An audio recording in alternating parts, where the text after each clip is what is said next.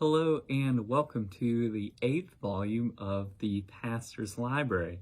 Today we're talking about a delightful book from Bill Bellinger at Baylor University called Psalms as a Grammar for Faith, Prayer and Praise. And I am talking about this book today because I love reading biblical scholarship about the Psalms, because I find the Psalms actually quite a challenging book to read, and thus anything I can read about the Psalms I think always really enhances and informs my reading of these texts. And what Bellinger especially provides in this book is a kind of roadmap to the book of Psalms as a whole, which can really help you move through the book, especially if you're reading Psalms 1 through 150. If you're going straight through the book, this text can really help you understand the journey you're making. And I think that's so important because there are so many Psalms and they're broken down in these different ways, and it can be difficult to sort of pay attention to where you are and what exactly is being said, what type of psalm you're reading, what the setting for the psalm is. So this book lays out a roadmap for the Psalms, and there's a kind of general roadmap and then a more revised and detailed picture that Bellinger develops through the book. So the general roadmap of the Psalms is that you have two different types of psalms, a psalm of praise and a psalm of lament. And at the start of the book of Psalms, so be thinking about kind of Psalms 1 through 50 or Psalms 1 through 70, say, there are many more psalms of lament than there are psalms of praise. And the general trajectory of the book of Psalms is that as you get closer to the end, there are more and more psalms of praise than there are psalms of lament. So the general direction is from lament to praise. But Bellinger complicates and adds detail to that general picture in this book. One of the ways he adds detail to the picture is that he talks about the different books within the book of Psalms. The book of Psalms is actually a collection of books. There are 5 books that together comprise the book of Psalms. And so Bellinger is getting into the detail of these. And what I found really helpful is his description of how scholars have deduced that there are different settings for these different books. And so the book of Psalms 1 and book of Psalms 2, these are principally set within the Davidic kingship, which is something, if you're reading 1st and 2nd Samuel, is something that is frequently under threat. And that makes sense of a lot of the lament psalms, where the psalmist is petitioning God for help. He's saying, my enemies are persecuting me. May God come and intervene against my enemies. May God overthrow my enemies and lead me towards fullness of life, lead me towards peace, lead me towards a flourishing life in the city of God, Zion. It's those sort of requests that are being made in the 1st and 2nd book of Psalms. And then you have the 3rd book of Psalms. And this book of Psalms is actually set after the Davidic kingship, as Israel, specifically Jerusalem, is experiencing the destruction that accompanies the Babylonian exile. That's what's going on in book 3 of the Psalms. And you actually have in the last psalm of book 3, which is Psalm 89, you have a lament over the destruction of Jerusalem. Jerusalem lies in rubble.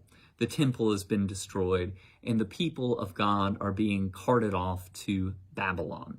So that's the setting of book 3, and it's this kind of attitude of lament, a kind of communal lament that you find in Psalm 89 especially, where the people of God, it looks like they have been defeated. Then in book 4 of the Psalms, you have a focus actually more on the history of God's redemption of Israel in the past. And there are lots of psalms of praise in book 4 of the Psalms that celebrate God's power, strength, and might. And that is because the setting for Book 4 of the Psalms is that the Israelites are in Babylon at this time. They're in Babylon. They are singing these songs in a foreign land. And it's precisely when they are in Babylon that they choose to remember this history of how God has intervened for them in the past.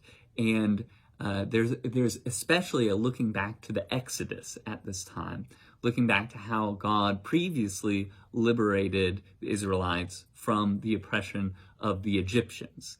And the hope is that now God will liberate them from the oppression being experienced by the Babylonians as they have been taken, uprooted from their land. And so it's this memory that they are holding on to of how God has acted. And that really works to keep the faith alive.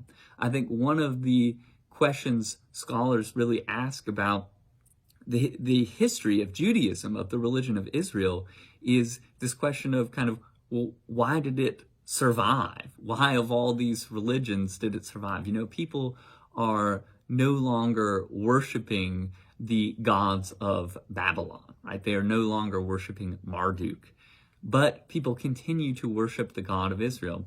And one of the theories about how this works is that, well, all these other nations, when they were defeated in military battle, they had concluded that either their gods had abandoned them, or that their gods were not very powerful, or that their gods simply did not exist and that they were mistaken in the gods they were choosing to serve. And they might instead choose to serve the gods of the people who had conquered them because they were obviously more powerful. Well, what Israel does in contrast to these other nations is that they hold on to the memory of how Yahweh, the God of Israel, has liberated them in the past, and they look forward to God freeing them once again. So they continue to hold their faith in this God who they believe will still act to liberate them. They may be defeated in this moment, but God is still present to them. God can still act to save, and they believe will act to save. And so it's that memory that is really keeping Israel's faith alive. Then you have what is maybe the most complicated of the books in the book of Psalms, which is book 5. So this is the final book of Psalms, and there are many Psalms in this book. And so these Psalms have a different setting. This book of Psalms is set in Israel after Israel has returned from Babylon. They are liberated by the Persians, by Cyrus of Persia, who allows the Israelites to go back to their holy land.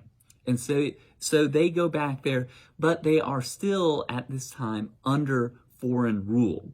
So there's a kind of mixed situation here where the Israelites are allowed to return to their land, but they are not fully in control of their land. So you have this sort of a good thing and a bad thing mixed together here.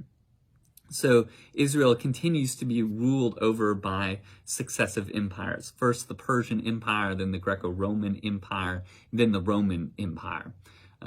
First the Persian Empire, then the Greek Empire, then the Greco-Roman Empire rules over the land of Palestine during these time periods. So that's the Roman Empire is then the situation into which, of course, Jesus is born. And so that is the situation here in Zion, the Holy Land, Jerusalem, is that, yes, they are back, but they still are struggling with God to fully liberate them. They are looking for a Messiah to lead them to full freedom, to worship God freely, to go about setting a situation of social justice in their land that they are not able to achieve when a foreign power is taxing them, controlling them, putting them in debt, etc. So that is a situation that the Israelites find themselves in Book 5 of the Psalms, and that does lead to the sort of mixed character of the text. The Psalms in Book 5, they have many praise psalms in Book 5. So there's a lot of praise going on. And in fact, the last 5 psalms in the book of Psalms are all praise songs, all songs of hallelujah to God. And yet, right before those praise psalms, there are a series of lament psalms. And so it's almost a way of saying that lament continues pretty much right up until the end of the book of Psalms. And Bellinger wants to make this point in the book, that it's not kind of a strict movement from lament to praise in the Psalms. Yes, there is a kind of general movement from lament to praise, but lament continues right up until the end. And that is appropriate because the people of God are not yet free upon the earth. There is still this mixed situation of having God's presence in part, but yet waiting for God's kingdom on earth in full to come. And so the book of Psalms really represents that reality. And that's maybe the best thing about the book of Psalms, is it really speaks honestly and truly to our human condition in all these different stripes, all these different experiences that we have, whether it be praise, lament, whether it be exile, whether it be return from exile, but still a sort of complicated situation where we're not able to be completely free. All these different aspects of the Psalms we find in our own human experience. And the Psalms then give words for us to express and to pray to God within all the different human situations that we find ourselves in. So that is what Bellinger is laying out in this wonderful book. It's a fairly short book, just over 110 pages. So it is something that you can certainly read and profit from. So I recommend this book to you today from the Pastor's Library.